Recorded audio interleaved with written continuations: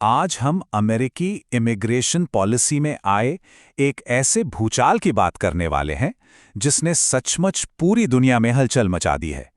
ये एक ऐसा फैसला है जिसका असर अमेरिका में नौकरी ढूंढ रहे लोगों से लेकर भारत के पूरे टैलेंट इकोसिस्टम पर पड़ने वाला है।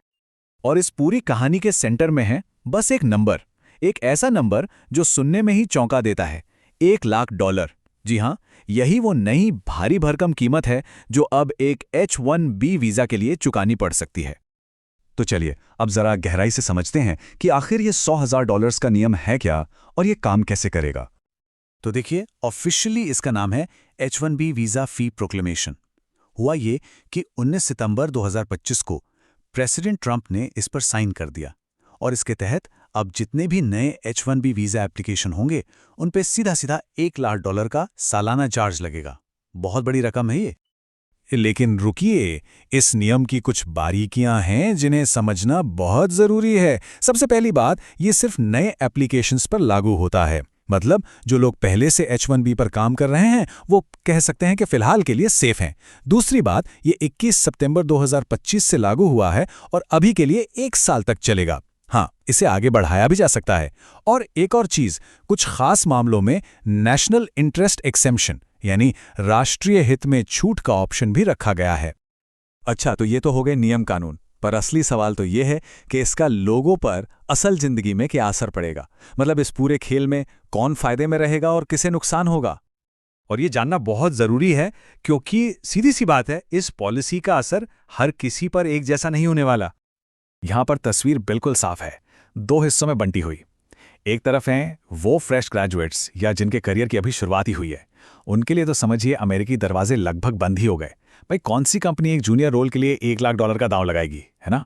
और दूसरी तरफ हैं एक्सपीरियंस प्रोफेशनल्स जिनके पास कोई खास स्किल है। यहाँ बड़ी कंपनियां शायद सोचें कि चलो ठीक है, ये टैलेंट इतना जरूरी है कि इसके लिए ये कीमत चुकाई जा सकती है। तो कुल मिलाकर बात यह है, नए ग्रेजुएट्स के लिए मौके लगभग खत्म। एक्सपीरियंस प्रोफेशनल्स की डिमांड तो बनी रहेगी, लेकिन उनके रास्ते में भी अब ज्यादा मुश्किलें होंगी। और हाँ, जो लोग अभी H-1B पर हैं वो भले ही आज राहत की सांस ले रहे हों, पर उनके मन में भी भविष्य के रिन्यूअल को लेकर एक सवालिया निशान तो लग ही गया है। अब आते हैं कंपनियों पर। वो कंपनियां जो इन लोगों को हायर करती हैं, वो क्या सोच रही हैं?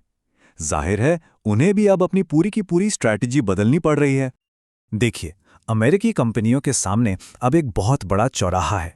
उनके पास मोटे तौर पर 3 रास्ते हैं। पहला, चुपचाप ये भारी भरकम फीस भर दें। दूसरा, इस नियम को कोर्ट में चैलेंज करें। या फिर तीसरा, अमेरिका से बाहर निकलकर कहीं और टैलेंट ढूंढें। और ये कोई छोटा मोटा फैसला नहीं, ये एक बहुत बड़ा स्ट्रेटेजिक डिसीजन है। और उनकी जो एक्शन प्लान होगी वो कुछ ऐसी दिख सकती है। स्टेप 1, वो पक्का इसे कानूनी चुनौती देंगे। स्टेप 2, साथ ही साथ वो सरकार से नेशनल इंटरेस्ट वाली छूट पाने के लिए लॉबिंग करेंगे। स्टेप 3, वो अपनी हायरिंग स्ट्रैटेजी बदलेंगे। और स्टेप 4, वो O1 जैसे दूसरे वीजा ऑप्शंस को भी खंगालना शुरू कर देंगे। इसका जो फाइनेंशियल हिसाब किताब है वो भी बड़ा सीधा है। जो बड़ी बड़ी टेक कंपनियां हैं वो शायद अपने टॉप क्लास टैलेंट के लिए ये पैसा खर्च कर भी दें, लेकिन जो छोटी कंपनियां हैं या कंसल्टेंसी फर्म्स, वो तो H-1B से लगभग तौबा ही कर लेंगी। और हाँ, इसका एक असर ये भी हो सकता है कि अब कंपनियां लोकल अमेरिकी टैलेंट को ट्रेन करने में ज्यादा पैसा लगाना शुरू कर दें। अब बात करते हैं एक ऐसे असर की जिसके बारे में शायद किसी ने सोचा भी नहीं था, और वो है भारत पर इसका प्रभाव। यकीन मानिए, ये एक फैसला भारत के पूरे टैलेंट लैंडस्केप की शक्ल बदल कर रख सकता है। और यहाँ एक बहुत ही दिलचस्प सवाल उठता है। सुनने में थोड़ा उल्टा लगेगा, पर क्या ऐसा हो सकता है कि अमेरिका का ये कदम असल में भारत के लिए फायदेमंद साबित हो जाए? देखिए, यहाँ सिक्के के 2 पहलू हैं। एक तरफ अच्छी बात यह हो सकती है कि भारत का जो ब्रेन ड्रेन है वो शायद रुक जाए। टॉप टैलेंट देश में ही रहेगा तो यहाँ के स्टार्टअप्स और इंडस्ट्रीज को बूस्ट मिलेगा। हो सकता है रिमोट जॉब्स की बाढ़ आ जाए। लेकिन सिक्के का दूसरा पहलू भी है। नए ग्रेजुएट्स के सपने टूट सकते हैं, और उन परिवारों का क्या जिनके लोग दोनों देशों में बटे हुए हैं, उनके लिए तो ये बहुत बड़ी अनिश्चितता है। ये जो ट्रेंड है वो इस चार्ट में साफ दिखता है। अमेरिका में नए H-1B वीजा पर जाने वालों का ग्राफ एकदम नीचे चला जाएगा, जबकि भारत में रुकने वाले टैलेंट और यहीं से रिमोट काम करने वालों की संख्या वो बढ़ सकती है। लेकिन इन फायदों के साथ साथ कुछ बड़े जोखिम भी हैं जिन्हें नज़रअंदाज नहीं किया जा सकता।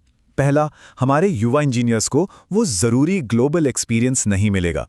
दूसरा, ये भी तो हो सकता है कि अमेरिकी कंपनियां सिर्फ रिमोट जॉब्स ना दें, बल्कि अपनी पूरी की पूरी टीम ही भारत जैसे देशों में बना लें। इससे वो अमेरिकी वर्क कल्चर सीखने का मौका ही खत्म हो जाएगा। तो आखिर में ये कहानी सिर्फ अमेरिका या भारत की नहीं है, ये एक ग्लोबल कहानी बन चुकी है। इसका असर पूरी दुनिया में काम करने के तरीके और टैलेंट के मूवमेंट पर पड़ सकता है, और शायद हमेशा के लिए। ये एक अकेला फैसला फ्यूचर ऑफ वर्क को उस तरफ धकेल सकता है जहां कंपनियां किसी एक देश में नहीं बल्कि दुनिया भर में फैली अपनी टीमों के साथ काम करेंगी। मतलब रिमोट वर्क अब कोई चॉइस नहीं बल्कि एक ज़रूरत बन सकता है।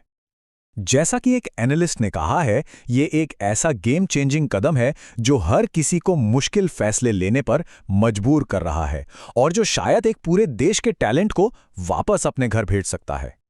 तो हम इस चर्चा को एक बड़े सवाल के साथ यहीं छोड़ते हैं। क्या ये दशकों से चले आ रहे अमेरिकन ड्रीम का दी एंड है, या फिर ये भारत जैसे देशों के लिए एक नए ग्लोबल सपने की शुरुआत है? इसका जवाब खैर वो तो आने वाला वक्त ही बताएगा।